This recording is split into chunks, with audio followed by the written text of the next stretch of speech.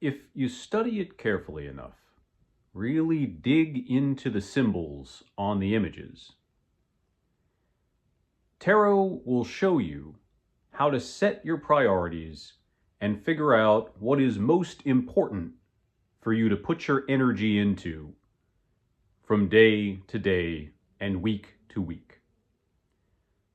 So how do we do this, and where do we start to look into this information?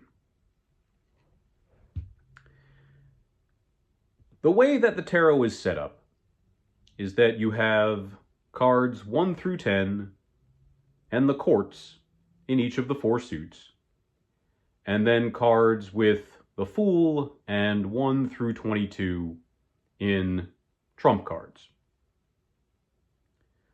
The trump cards outweigh the suited cards because they are describing a spiritual path, a project of transformation that you really can't resist. Either you will progress along that cycle of transformation and take up the cycle again and again, or you'll get stuck, usually because you're so focused on the day-to-day stuff represented by the suited cards that you get distracted from your true transformations and working towards the desires and urges and needs that have been locked in you since you were a tiny child.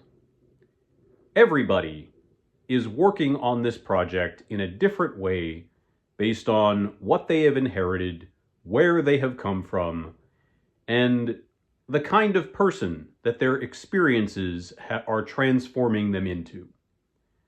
Our experiences give us different tools to work on this spiritual quest with. And it's the mundane stuff, the day-to-day stuff, that presents those tools to us.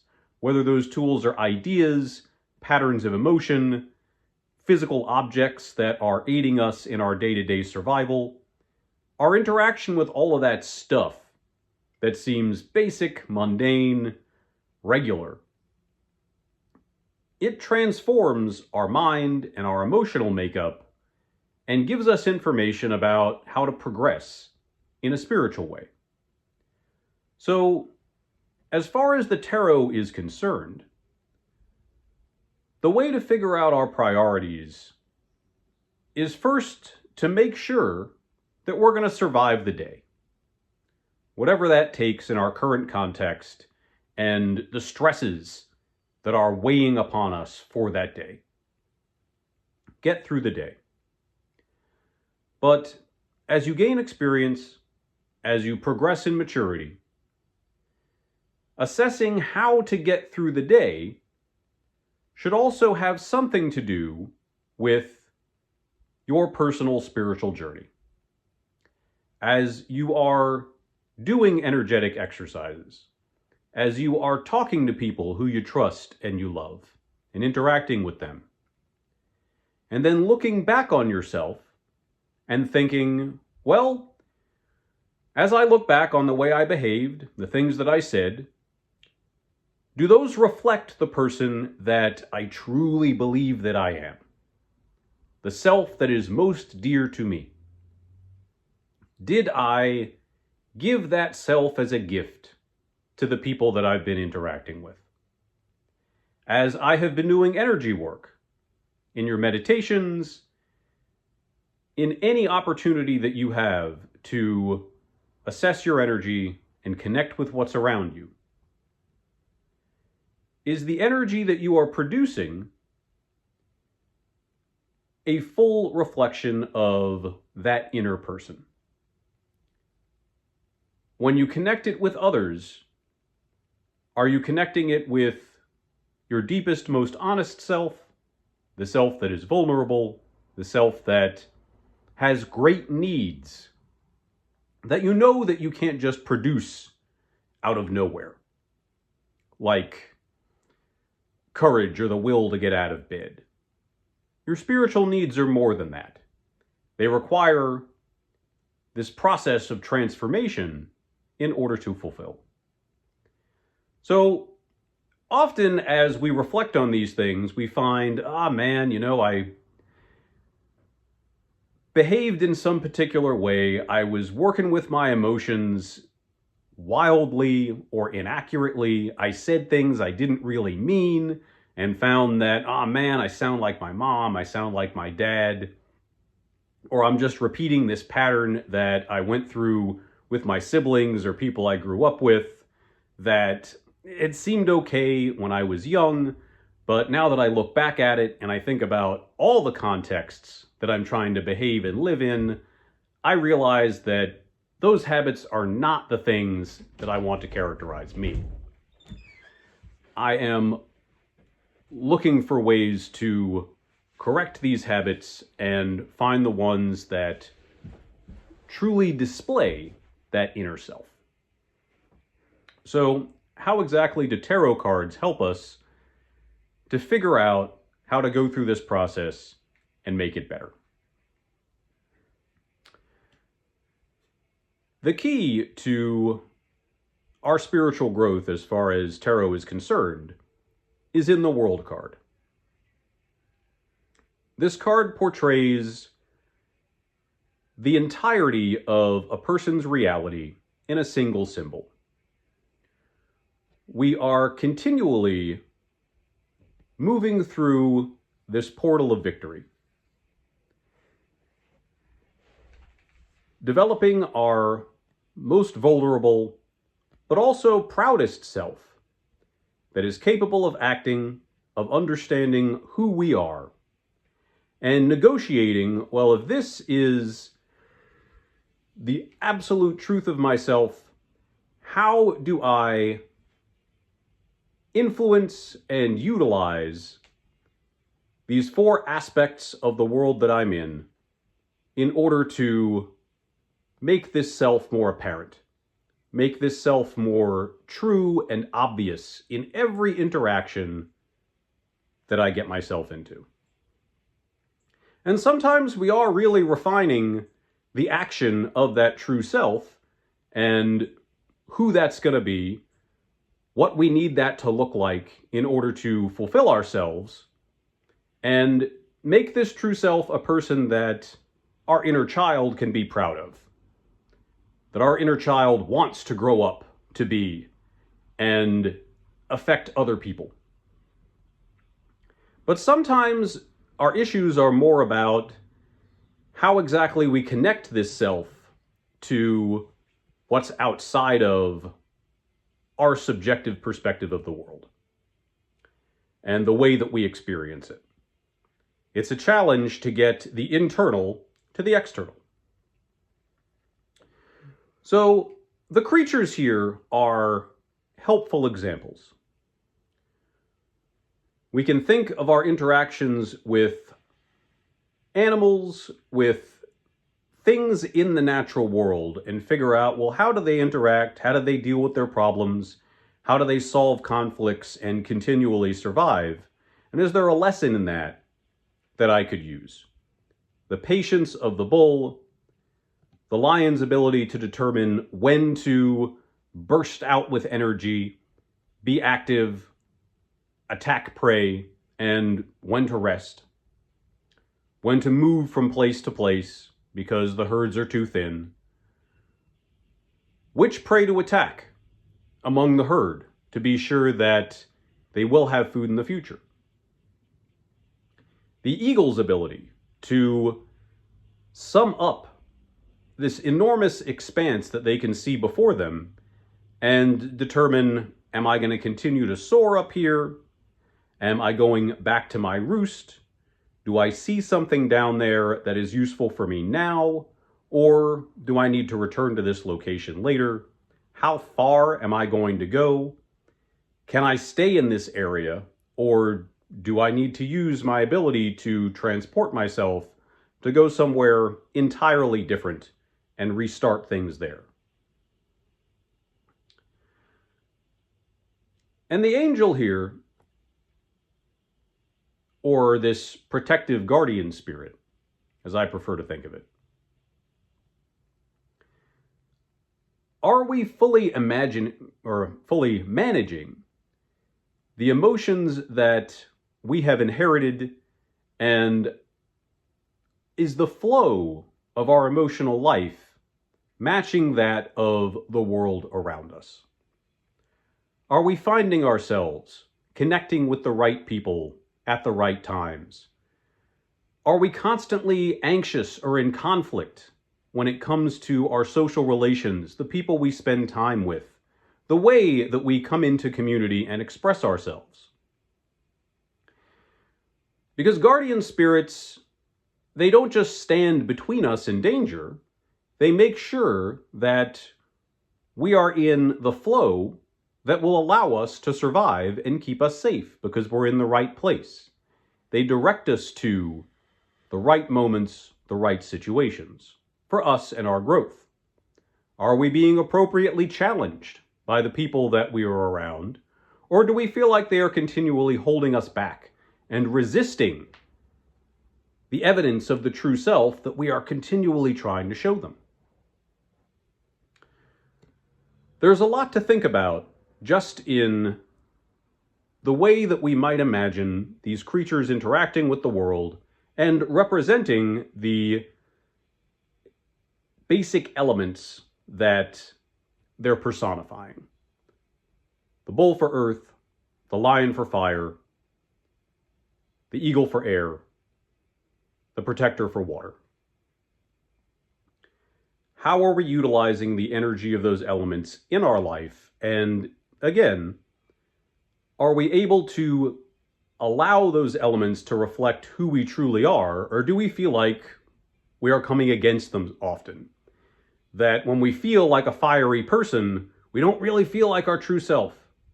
When we are communicating with others and attempting to make deeper connections, is that an easy sense of flow? Can we draw the right people to our depths and allow them access?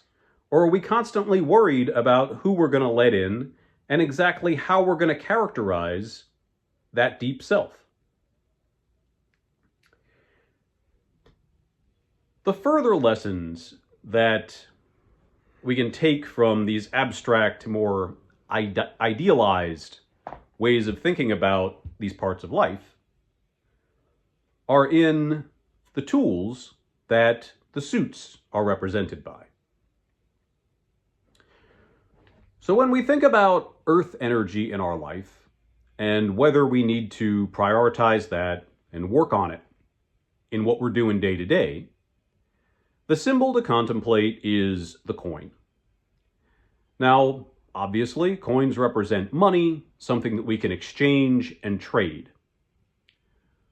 But there are other factors of what a coin is that can help us get a more intense understanding of how to interact with earth energy, especially as social beings. Coins don't just represent an item of value that can be traded, but because of the way that they are minted, they also represent a political sphere, a group with political influence that has made that coin and establishes its value. The value is enforced by the existence of that political unit. And the identity of that political group is going to be on the coin. So when we think about value, we think about what exactly we can get from our relationship with the land and how to set up continuing material benefits for ourselves and the ability to be sure that we've got the stuff that we need to be comfortable, to eat every day, to have a place to rest. We also need to think about not just, do I have the money for that? Do I have the coin? Do I have the land? But the relationships that our participation with those exchanges, the fact that we have this money instead of another type of money, what kind of connections is that building around us? What sort of assumptions do we then make about the value of that money, how it can be used, and what it's going to mean for other people who are perceiving us, who may want to interact with us, but see the type of money that we've got, the way that we interact with it, other factors in our perception of value that could be obstacles. Can we negotiate those obstacles? Do we need to? Are we using the values that we hold dear as boundaries to keep certain other people outside of our sphere of influence because we don't see their value, or because we're afraid that they may try to take the things that we have established as valuable to us and that our political unit is defending for us in our sense of ownership? So when we think about this earth energy, there is a whole series of connections that we can think through to help us figure out where it's really coming from.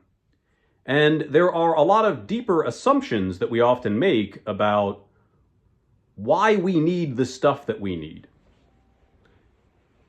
This idea among many people in first world countries, as we call them, that you have to own a home, that you need to have savings.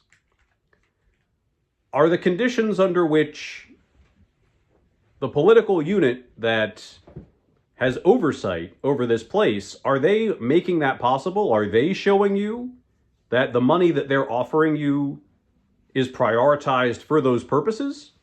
That they are creating a situation where that priority is enforced due to the nature of money in the place where you live? Or is it the case that you are being offered these priorities from people who think that you ought to be able to do these things, that these are reasonable goals, and yet there's a disconnect between the idea of what this money should do for you, or what physical comfort can and should be, and the reality that is being created by the folks who are making the money. Because as we think about these symbols of the minor suits, it is very important to realize that the way that this tool, money, appears in our world has a lot of temporal, short-term connections, relationships, roots in reality that we get to make choices about. We are continually in a debate about how these tools are going to be used and how they will manifest in our lives. That includes money itself. And if we feel that our priorities and our needs are being upset because of the way money is being distributed around us, there probably is a lot of injustice going on, a lot of selfishness and greed, but the way that we participate in that can be modified the most easily as we rethink our sense of value, our sense of why we need what we need, and whether the way that we're satisfying those material urges is connecting us with others, creating community, establishing a shared earthiness that we can then participate in as a group and support each other, or if the existence of the money in the world that we are living in is alienating people from each other, making them feel like they've got to sit on what little they've got and never connect with it because they might lose it all. And yet, we have it, this medium of exchange, so that we can participate with one another and create networks in which those exchanges can continue.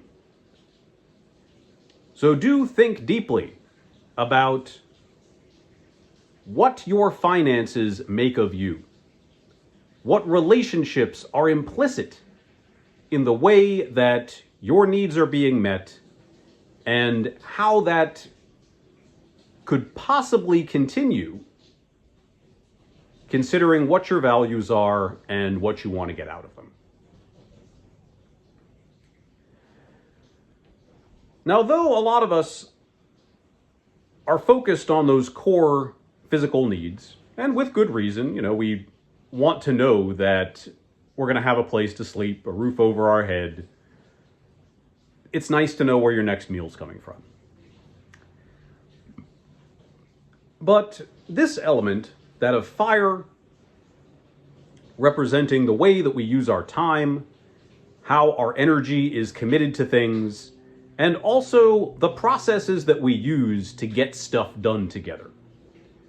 Because often our ideas about how to work together are informed by our past, informed by our depth, about responses that we got from people when we thought, oh, this is a good idea, I'll do this. And what did they do? Did they criticize us? Did they praise us? Did they help us make adjustments in a reasonable way? Or did they just yell no at us and do it themselves? All of these kinds of experiences are going to influence the way that fire manifests in our lives. So when we feel like we are not doing the things that we wish we were doing more often, or we feel a sense of restlessness, that we've got an energy that we want to get out to apply to the world, but we're not exactly sure how to do that, then we need to explore the kind of permission we are giving ourselves and our whole history of wanting somebody to tell us we're doing the right thing. You got to go back through that and contemplate who you are looking for approval from. Is that need for approval still hanging over you? Are you still waiting for one of your parents, an uncle, a beloved teacher, to say, yes, you did it right. You did it the way I wanted you to do it. And it's not to say that there is anything wrong with wanting approval from people that you respect and who you want to be like.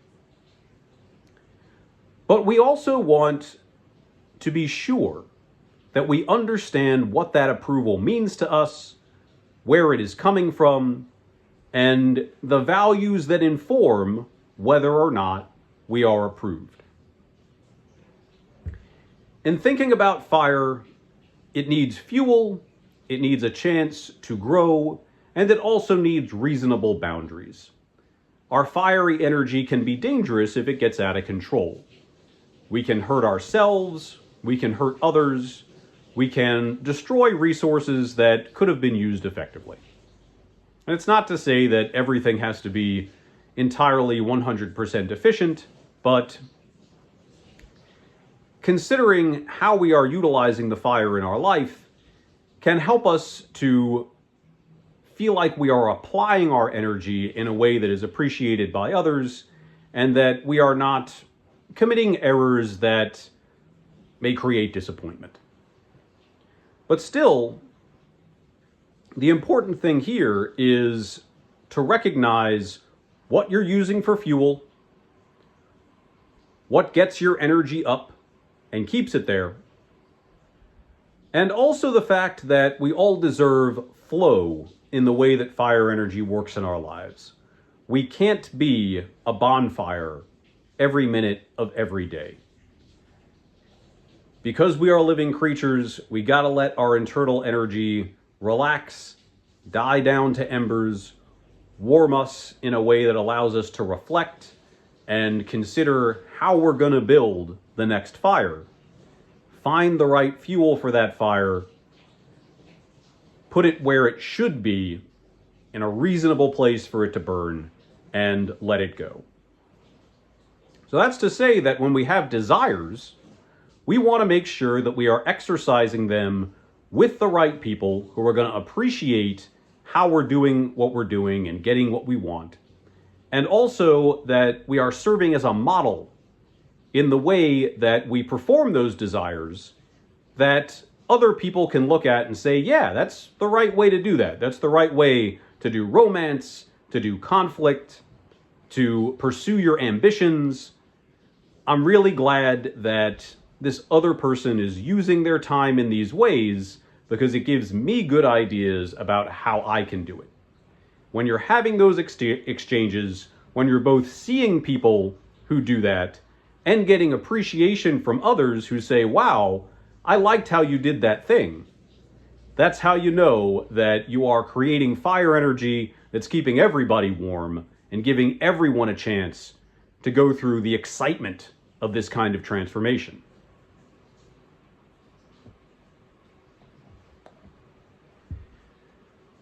In the area of air, or swords, you want to think about the sword itself.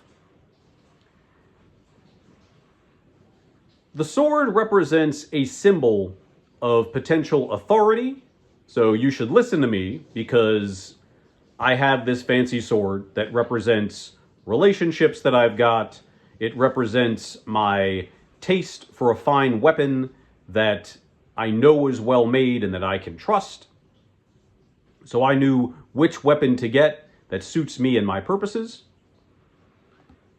And when I talk about weapons, I'm also referring to ideas, the way that we think, the way that we defend our mind from concepts that could undermine who we are, our identity, how we think about ourselves, and our position with everybody else. Because swords doesn't just relate to fighting and having status. It also relates to keeping that status, defending it, creating boundaries around the person that we are that defines us and lets other people know the appropriate way to approach us and deal with us. So many of us, in looking for the status that a powerful sword, a strong mind, sharp intellect is going to get for us,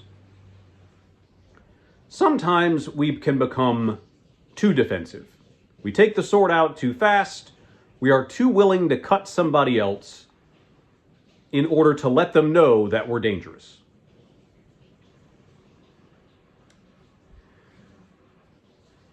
If this is the case, then we need to think about how we can be playful with the blades of our mind. When we show other people that we have some sharpness, are we inviting them into a situation where they can sharpen themselves and work with us? Or are we just making them feel like they will never be at our level? Because it's more often these days that we are fighting with intellect rather than with cold steel. And in the spirit of connection, in the spirit of everyone being able to participate and gain from this energy, we want to be sure that we're showing others what they can do as well and giving them a path to understanding.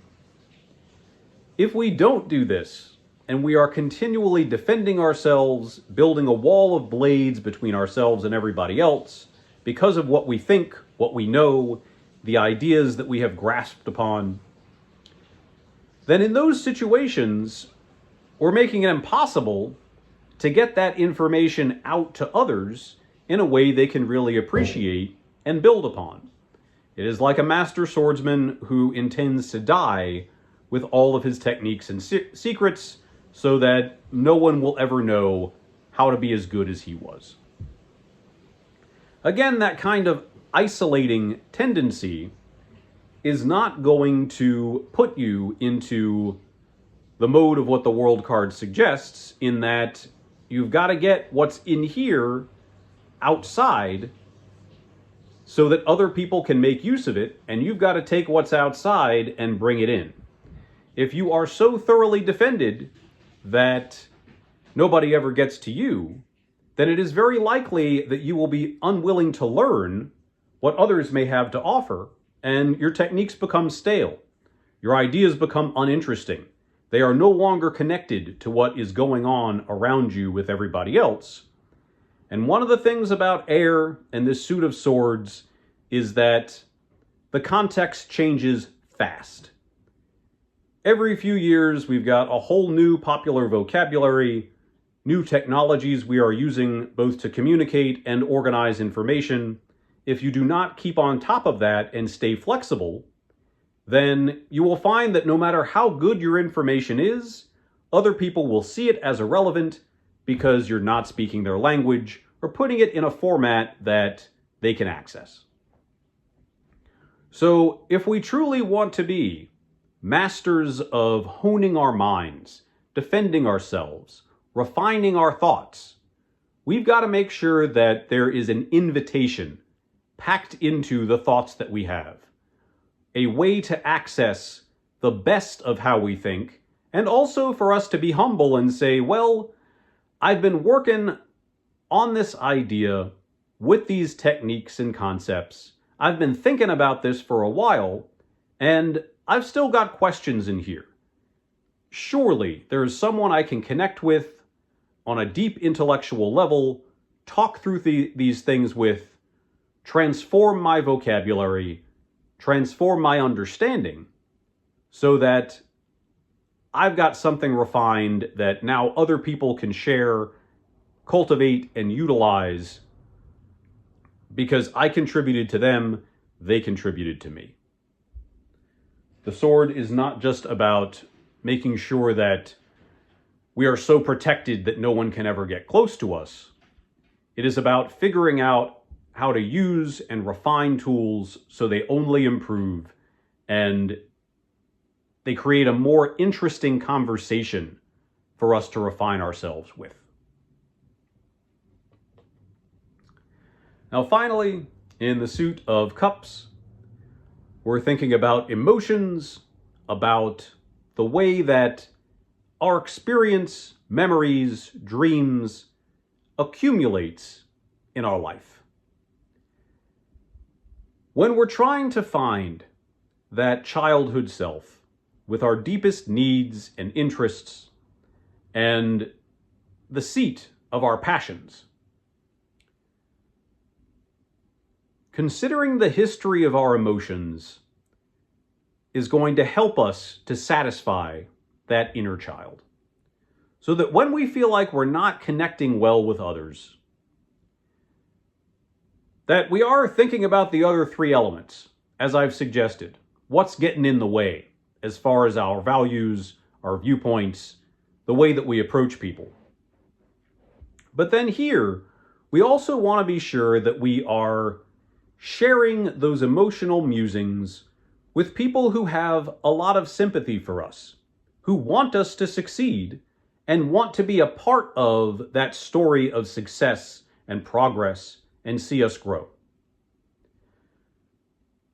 The precious nature of what we have to offer in everything that we have accumulated, this incredible liquor that our lives and energy and experience becomes, you don't want it to just give it to anybody, and you don't want to pour it on the ground.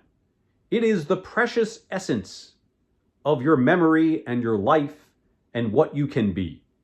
And always thinking about it as precious, as the most valuable thing that you can create in your life. It adds to your perspective on the other three suits. And it also helps you to know what is right to bring in to your most intimate self. Which techniques, which values are you going to attach most intimately to your spirit? And do your best to carry those values forward to people who are coming after you. That's the deep groundwater that you are helping to collect for the rest of the world. You get to do that.